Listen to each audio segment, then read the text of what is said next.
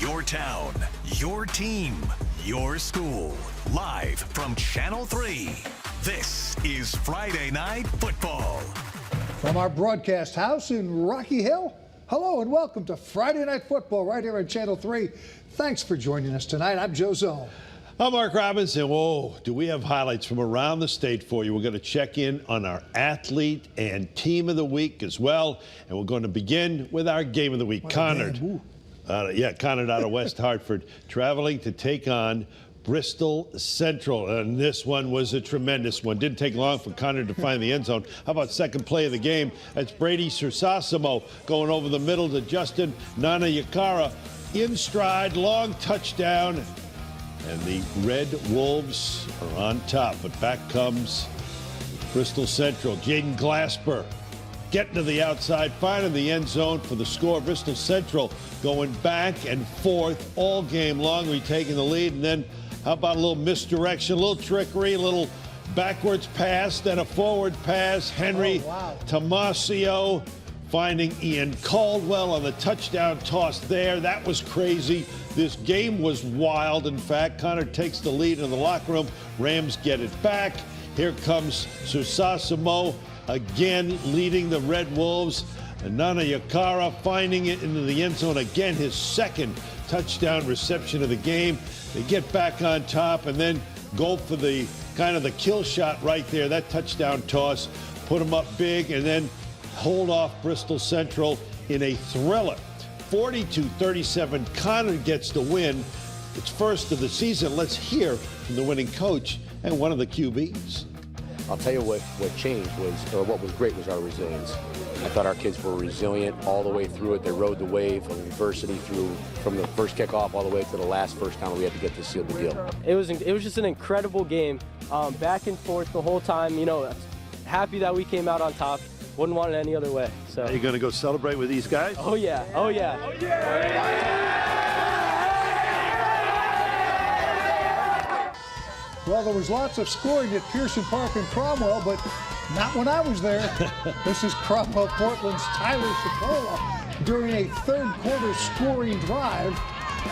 And that set it up for the quarterback, Mike Sitara, to give the Panthers a 10-point lead.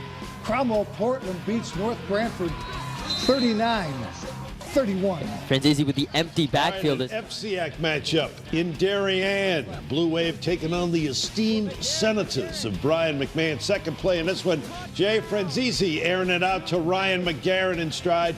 The Blue Wave swimming already up 7-0. Doubling it up, Luke Valenti. First carry for him in this one, up the middle for the touchdown.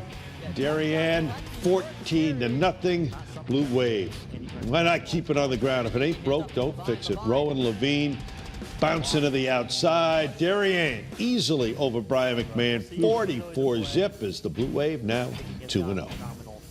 An afternoon game this afternoon in West Hartford. Northwest Catholic home with Farmington. The quarterback for Northwest is Vince Burbank. Look at the scramble down this sideline into the end zone. It's a 53-yard touchdown. It's an early lead. Northwest the ball again. Burbank scrambles, but this time he's got Caden Davis open. That's a touchdown, and it's 14-0 Northwest Catholic. And yeah, that's the goal line, but Farmington's on the wrong side of it. Nowhere to go for the Farmington offense except backwards on Northwest Catholic. Safety. Late in the half, Northwest Catholic again. And again, Burbank to Caden.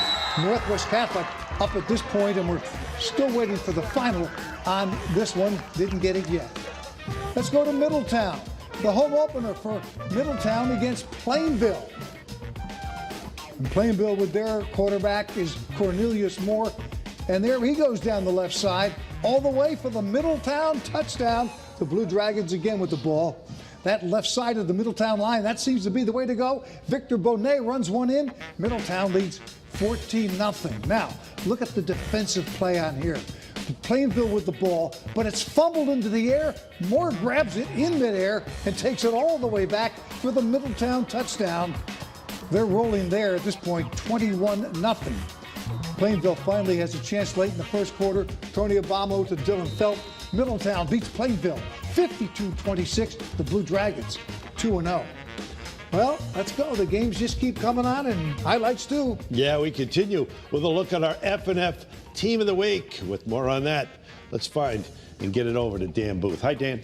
What's going on, guys? Daniel Hand is our Team of the Week, knowing that they came off that crazy win against St. Joe's. And I'm going to get to those highlights in just a few minutes. But first, let's go over to West Haven, where they were taking on Shelton. West Haven is a solid team, and they have a history of doing a lot of winning. And Shelton was on the move on their first drive. They were moving, but West Haven's defense stepped up big time, especially in the run, bringing that drive to a screeching halt. Michael Onofrio kicked that short field goal right there, putting Shelton on the board first. But the Blue Devils had the answer. After the long kickoff return, Amir Dinelli ends up getting into the end zone. He takes that handoff. His name is called, and he answers right there, making it 7-3 in favor of the Blue Devils. Now, with time winding down in the half, Mason Wright threw this missile over the middle to Aaron Johnson, who somehow found a way to hang on to that ball when getting hit hard by two defenders. That touchdown gave the Blue Devils an 11-point lead at the half.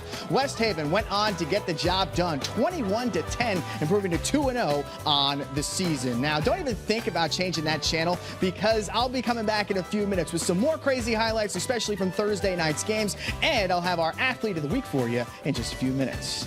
Joe and Mark, back to you. All right, thanks so much, Dan. Now to the Brass City. That's Waterbury. They're playing under the lights once again. Kennedy taking on Torrington. The Torrington visiting Raiders on the board.